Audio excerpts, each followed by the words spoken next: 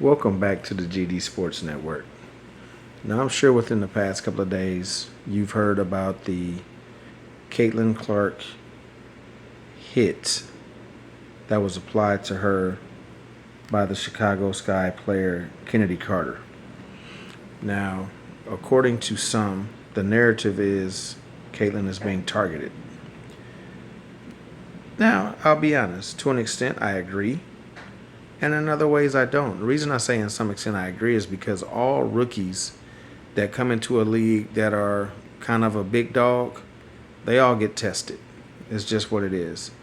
Veterans, oftentimes it's called the welcome to the NBA, welcome to the NFL. In this case, it would be welcome to the WNBA. That being said, Kennedy Carter, she was a little above and beyond maybe what she should have done in that instance.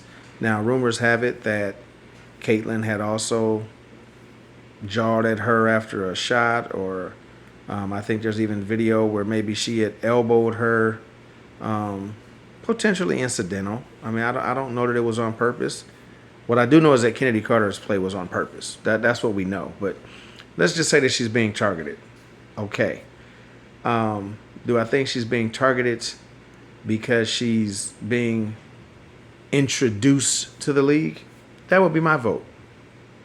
Unfortunately, some are saying it's racially motivated. That I don't believe. And I'm going to tell you why. Do you remember the young lady here? Angel Reese, over to the left. Well, Angel Reese is, at last glance, she's black. And I don't think that we could claim one area to be racially motivated if in the other area it's not a factor at all. And what I mean by that is Angel Reese was basically chokeslammed by Alyssa Thomas. Alyssa Thomas is last year's MVP runner-up and roughly up a little bit the other day. Alyssa Thomas is on the undefeated Connecticut Sun. So again, was that racially motivated, or was it kind of, listen, rookie, get in your place until your time comes?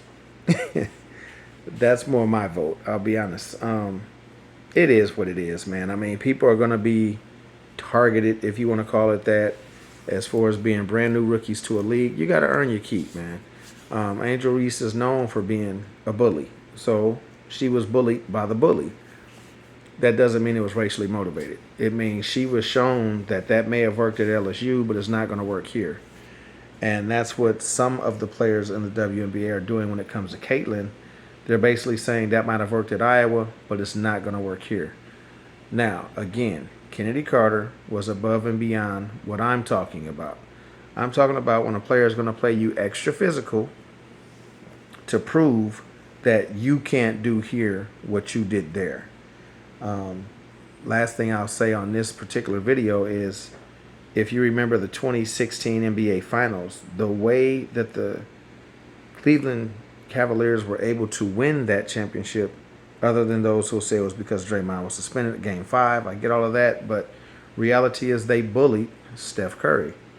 Usually when you're a player that relies on motion and screens and running around screens and getting open and shooting and popping from the, 3-point range and this, that, and the other, and your legs are what you're counting on. Well, the way to do that, to settle them down, is to bully them. You make sure that they're banged coming off of every screen. You make sure that they're banged. If they ever happen to try a layup, that they're hitting the ground. I mean, you bully them. So, and again, that was not racially motivated. I don't want the initiation to the league, is what I call it, to be looked at as racial. Let's not bring that component in, because as I said, proof is in the pudding. Angel Reese, who is black, was chokeslammed by Alyssa Thomas, who is black. So we can eliminate that thought process and just realize it's going to be tough. I really think that the Fever will be fine. I really do. I think ultimately, I mean, I'm not saying they're a playoff team this year, but I think they'll be fine once they work out their inside-outside game. Because quite frankly, there's plenty of times Aaliyah Boston is not touching the ball enough.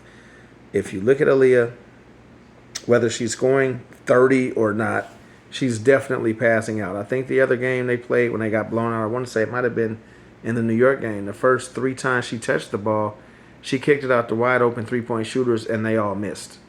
So, she's a team player. She will distribute the ball. If she's not open, she won't go for it. She needs to finish around the basket. She needs to finish more of her layups. That's undeniable. And I'm not giving her a pass for that.